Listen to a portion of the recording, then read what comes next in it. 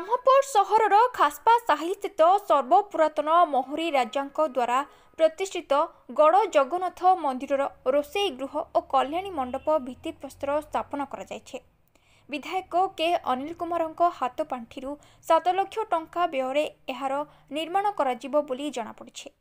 निर्धारित समय कार्य सारिबाकू बीएमसी जंत्री को विधायक परामर्श देइछन्ते। मंदिर रोषेई गृह प्राय 4 वर्ष हेब संपूर्ण भावे नष्ट हो जाइथिबा बेले महाप्रभुंक पई भोग प्रस्तुति रे समस्या देखा देउथला। ब्रह्मपुर विधायक के अनिल कुमार उपस्थिति रे भित्तिप्रस्तर स्थापन करा जाइथिला। उक्त कार्यक्रम रे बद्रीनारायण नायक, जी उमापति आचारी, सुरेन्द्र सेनापति, रमेश सेनापति, चंद्रशेखर भूया, चंद्र नायक, आपन्ना महापात्र, नारायण नायक, त्रिपति नायक, लक्ष्मी नारायण, पवित्र, रामकृष्ण, पतित गंतायत, सुरु बेहेरा समेत मंदिर पूजक और अंचलवासी उपस्थित थिले।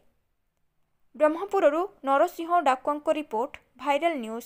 5T अमल रो एक कार्यक्रम आरंभ होता किंतु से आज पर्यंत बुले बुले बुले बुले कार्यक्रम रखी भांगा भांगी कर पकईदे पूर्व गवर्नमेंट तरफ से। बर्तमान आम विधायक को अनुरोध कलु, विधायक हाथ पांठि और 5T कार्यक्रम किसी बर्तमान ये कार्यक्रम हम यापर आम अनुरोध करूँ। कार्यक्रम सरला विधायक आउ कि अनुदान देवाई प्रतिश्रुति देते। ये हूँ गड़ जगन्नाथ मंदिर, महुरी महाराजा प्रतिष्ठित मंदिर, बहुत पुरातन मंदिर, प्राय दीर्घ 500 वर्ष पाखापाखि मंदिर।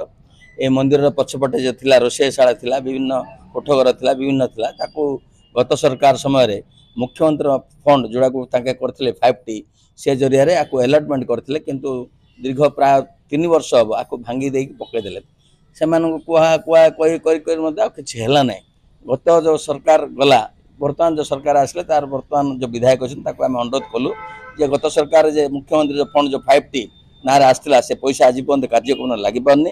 तेणु ये आम जो रोषेई घर अच्छी, कोठघर अच्छी, तार विभिन्न प्रकार आम हैरान हरकत होगा पड़े अंचलवासी। तेणु कार्तिक मास आम सब छामुंडिया देकी कार्तिक मास पालन कलु और रोषेई गोटे पखा घरे एमती चली थाए। तेणु आज से टंका को अलॉटमेंट कर माननीय विधायक ब्रह्मपुर। तेणु कर कमल आम आज भूमि पूजन कलु।